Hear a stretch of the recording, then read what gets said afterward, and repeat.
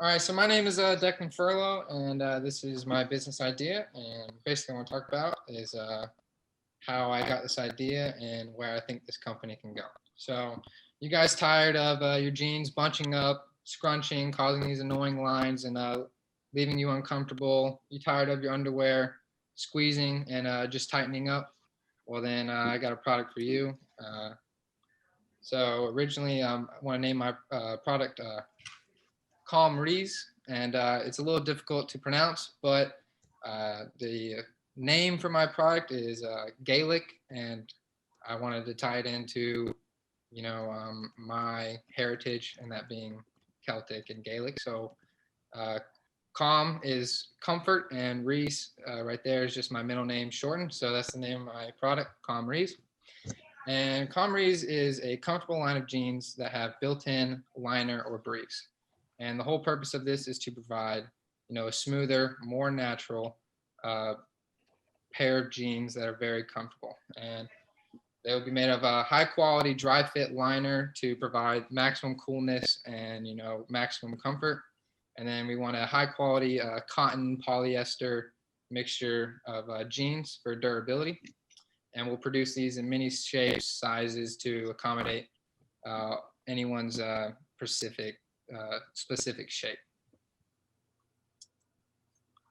All right, so some market research, some customer discovery as well. I think this is a very product for males ranging 15 to 35 years old. And I think, I'd like to keep it a fashionable product as well with functionality, so really tie into younger males and kind of mid 30s with keeping it fashionable. And I really want to focus on high value quality materials. A lot of customer discovery, they focus on comfort and quality materials. That is number 1 and 2. So my main competitors, Bird Dogs, they recently, 3 years ago, came out with this idea that I, stumbled upon one day at work. And so they create a line of comfortable dress pants. And, they sell them around $95 per pair. And they are, they're very stretchy almost. And they're the first company to start this idea of built-in liner specifically for pants. And this design was taken right off of Bird Dog's website, so we can get a good look as to visualizing how, this built-in liner will fit with a pair of jeans and how, it's supposed to lay out, and it kind of gives you guys a sense of how they're made. And now, before I move on, I would like to show you a pair of my own that I've made, and one pair that I'm wearing right now. So I'll try, and this may be a little awkward, but I'll try my best. So here is a pair of jeans that I have made myself with the help of my aunt in sewing. So it's just an old pair of jeans that I've used, and they're it's hard to see, but they're sewn in. It's sewn in underwear right here. They're sewn in around the waistline, and then they sew them in on the inseam as well of the pair of jeans. And so that when they're sewn in on the inseam, it provides a very comfortable fit. And it also, with the right material, it doesn't leave any panty lines or underwear lines you would see. And I have another, I can't really see. These pair of jeans that I have on right now are the built-in underwear as well. And as you can see, there's no lines or anything. It's very seamless, and it provides a very natural fit. So I just wanted to visually show you guys how the product works and functions. All right, so some market potential. Bird Dogs was valued around $13 million in revenue for 2020, and they've constantly been growing. So there shows a lot of potential for my company to grow and expand, especially since Bird Dogs is only selling dress pants, whereas I would like to sell jeans and, really broaden it up for everyday people and not just dress pants for work when you can, a lot of people wear jeans and for every day. All right, so my pricing strategy is to obviously kind of have a lower price than bird dogs. I think it's easily accomplishable. I would like to sell my pair of jeans for $70 with the built-in underwear, whereas bird dog sells for $95 a pair on their website. And I think $70 is a very fair price, which allows, and because it's cheaper and it also, we have a greater selection. I would offer a greater selection of sizes, colors, different types of underwear, different types of jeans. And, you know, there's customization for jeans is endless, whereas pants is just dress pants. You know, you can really, you only have different really colors for that. So here's a quick P&L for you guys to kind of visualize. So I want to start modest and say we only sell 10 pairs of jeans a month at $70 per pair, which gives us a revenue of $700. And factored in, you know, labor costs and materials would be about $20 an hour for labor, or $20 per pair of pants for labor, and $15 in material. And this is a little bit, I think, on the high side, but we wanted to just play it safe and average them higher, and you know, be smart with that. And then, whoops, I accidentally pressed the button. And then the total expenses all added up with marketing, websites, or creating a website, bank fees and charges, supplies, all adds up to about $225, creating an operating income of $95. And that's just at 10 sales a month, and which will obviously increase with the more sales that go up.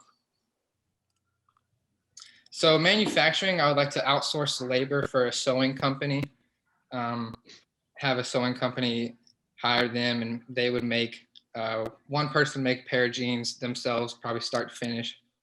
And we really want to focus on 100% made in USA. I think that's really key, and a lot of, from customer discovery, they want it to be made in USA and not from companies located in China or anything like that. Also, with outsourcing labor from the sewing company, I would provide materials, and I really want to focus on high quality materials and standards and practices in the fashion industry to stay with the competitors. And the different type of materials that these jeans can, that you can build these jeans with are, you know, there's very cotton and polyester mixtures. So we want to keep that fashion style forward, and, you know, keep evolving with the how fashion is moving so fastly as well. All right, so our sales strategy, my sales strategy would definitely direct through a website. I'd like to create a website, and I want to have fast, easy shipping and checkout process. With today's times, people don't want to have a very complicated or annoying checkout process. We're all about simplicity and in and out, in and out. So we want to also provide multiple shipping options for customers' choices, whichever works better for them. And I want to have at most a 10 to 14 day turnaround, and that's on customized order. So if customers want a certain type of underwear design with a certain type of jean design, whether that's ripped jeans with pink underwear, then we would like to get that turned around in less than 14 days for them. And we also want to offer a 30-day return policy and 31 to 61 day exchange policy. So the website design, I want to achieve a very interactive website, that being with rotating pictures, diagrams, maybe some short clips that kind of feature what our product, or what my product is and what it does and how it can positively impact you. Also, I would like for the website to reinforce the free and fast shipping that customers are on, and what market research I discovered is that, you know, with Amazon being around, people don't want to pay for shipping. Amazon has changed the shipping game with that.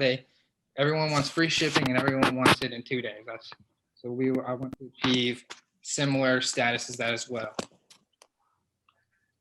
So promoting my brand.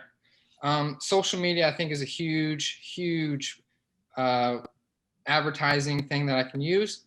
That being sponsored ads through Instagram, Facebook, Snapchat. There's a huge market for social media advertising. Also, free advertising through friends. There's some in this Zoom call, Will, Drew, Roey.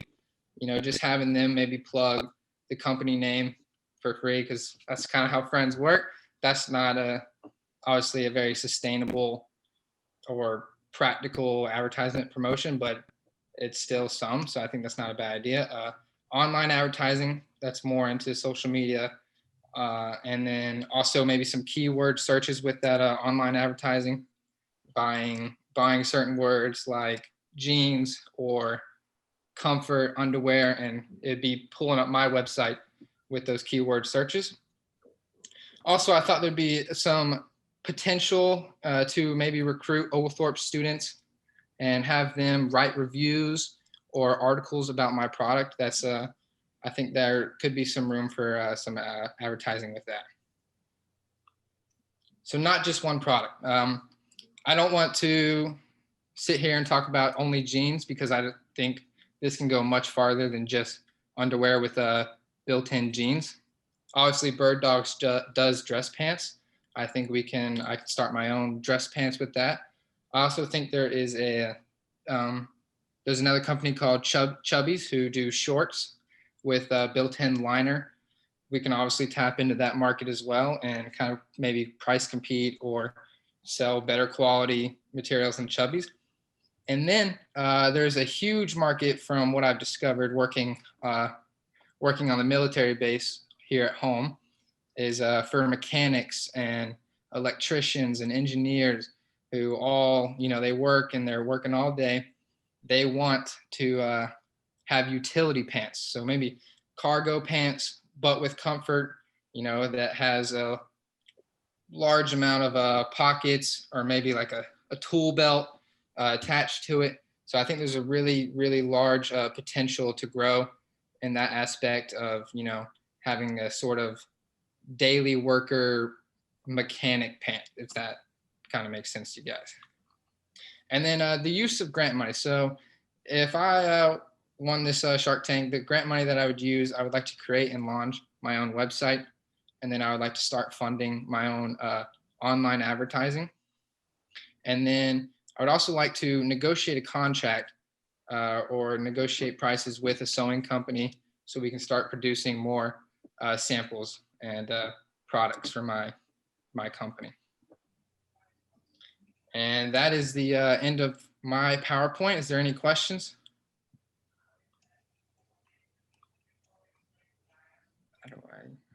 I have a question. Yes, sir. Declan, I'm not really sure. And we talked about this before. I remember we talked about the old flannel line jeans that some of us from the North, who grew up in the North, remember. I'm not sure how this works. Is this like actual underwear or lining for the pants?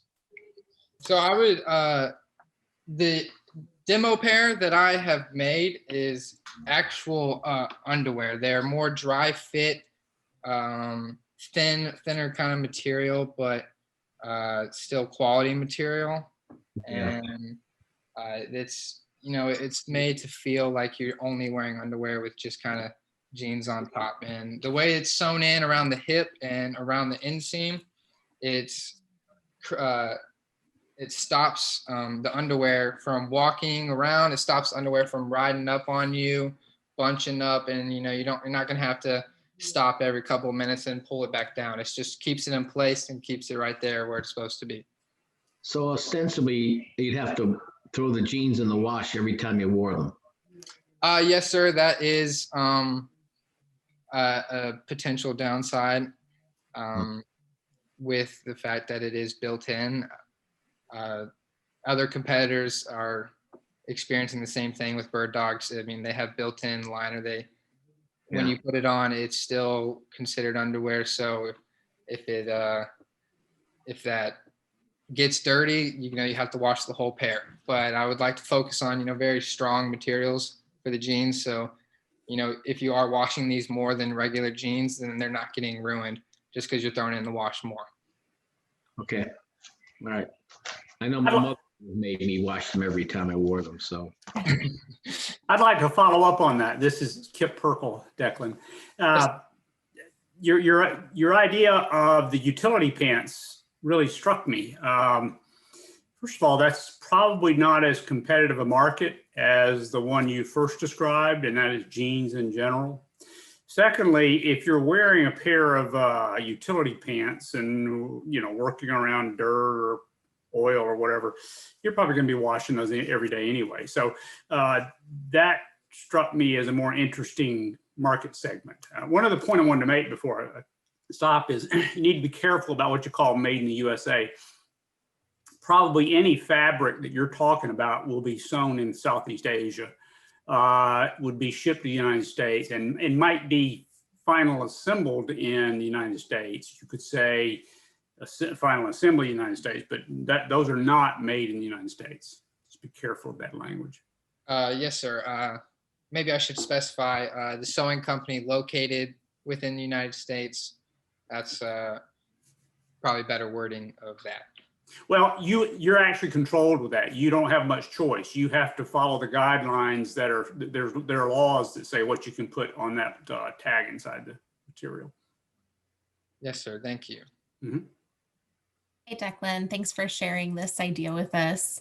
I'm curious about design of the pants and also the underwear. Are you going to be like going into partnership or, thinking big here, pre-purchasing pairs of underwear to sew into the jeans, or are you going to hire, or are you going to do it yourself, someone to design each pair of pants plus the styles of underwear that go inside? And have you considered that as far, and I'm sorry if I missed it, a part of your cost?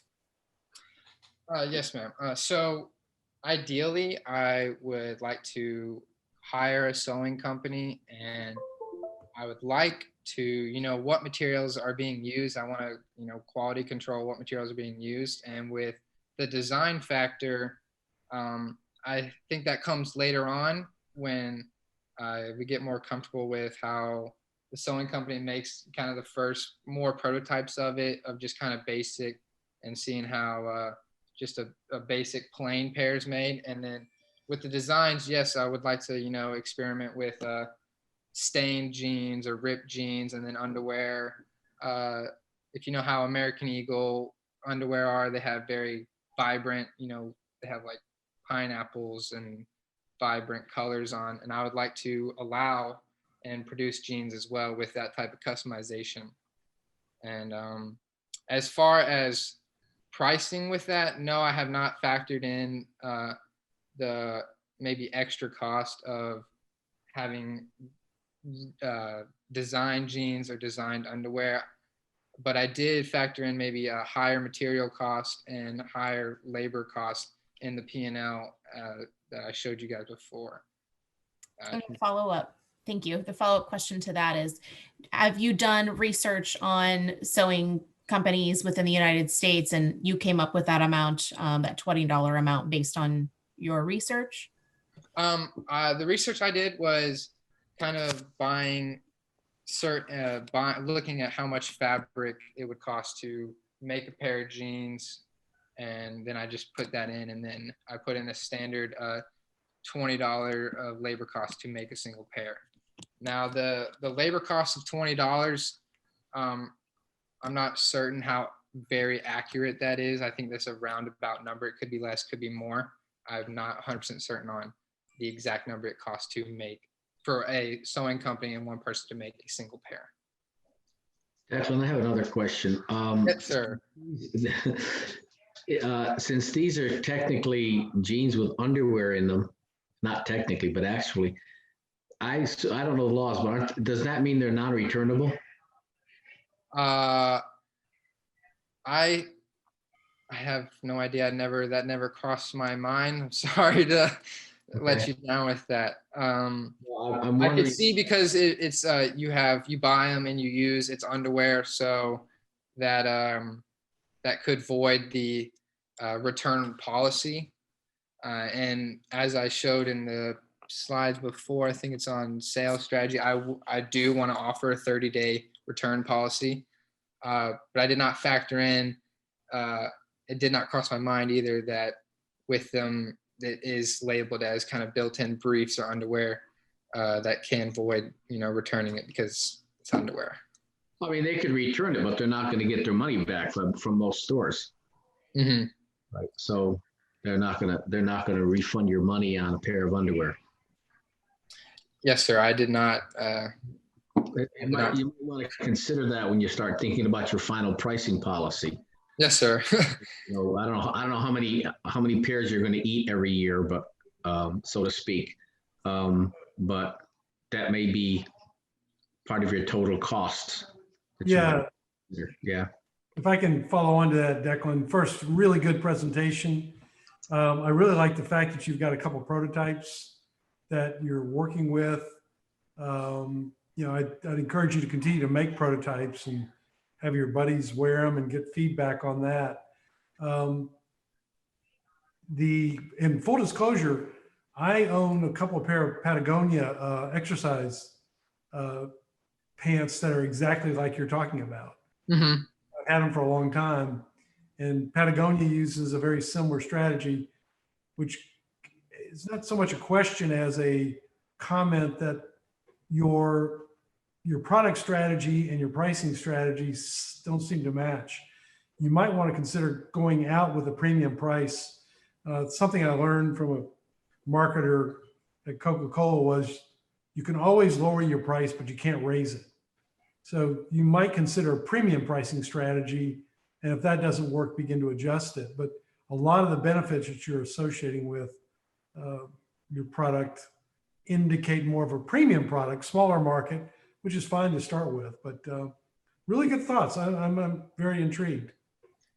Thank you. That's really good insight, and that kind of opened some new pathways for me mentally thinking about where I could take this. Yeah, this is a premium product. At least start it that way. Don't try and take it to Walmart on day one, but through your channels is a suggestion that you should think about. Thank you. Declan, a lot of the other judges, this is Richard Bakari, a lot of the other judges have hit on some points that I was thinking about, but one of the other ones is, when you did your market research, did you think about or look at how much pre-production you'd have to do to meet certain consistent sizing? So like your market segment, what their size ranges are, and what that pre-production run would look like? Not necessarily. I do know that, with offering these jeans come in so many different sizes. So that is a kind of something that we have to tackle is, how we can make so many pairs and appeal to customers. But the main idea that I had was when they went on the website, they would pick, they would order their jeans specialized themselves. So, and then we would make it from that order. We would process that order and then make that specific pair after the order was processed, instead of kind of buying in bulk inventory and just making a bunch of pairs ahead of time. So everything will be just in time and in that 7 to 10 day delivery? 10, 14. I would ideally, yes, I would like to have 7, but I think with it being customized orders, it takes a little longer to get that turned around. Okay. And the labor would essentially be standing by waiting to produce these, or? I would like, yeah, it's probably standby of, when I'm hired this sewing company, or the goal of hiring the sewing company is when the orders get processed, they will get that order through on their side, and then they go ahead and start making the pair. Okay, thank you. Okay, thank you. Are there any other questions? Yeah, just one question, actually. About marketing, you talked about Facebook, Instagram, you talked mostly about online marketing. And this is really costly. Did you take that into consideration, or are you going to start first with another strategy? With the online advertising, I saw it as, more beneficial for online advertising because with the target audience of being, younger males, 15, 30, we use social media every single day. And I was hoping, you run Instagram ads, which people can see consistently, every day, or on Facebook or Snapchat. I think social media is a very huge platform. And with the audience that target customers that I'm trying that seem interested in the product and that I think we would sell at, I think social media and online advertising is the way to go. That was my initial thought. Right. I agree with you. It's just about the cost that I was a bit worried about, and you're taking that into consideration. The cost of running Instagram ads and stuff is very pricey. I think, with the grant money that can help, and obviously maybe you have to start small scale first and use maybe more free advertising, you say, as maybe I start posting about my product on my Instagram, which doesn't cost me any, but obviously it's going only to a smaller audience of whoever follows me, and that's why maybe using some friends that could help, and it just keeps, maybe that helps it grow, and kind of keep costs low with that. Good for you. Great Thank idea. you. Great idea. Good luck. Thank you. That's all the questions? All right. Thank you guys so much for listening to my presentation.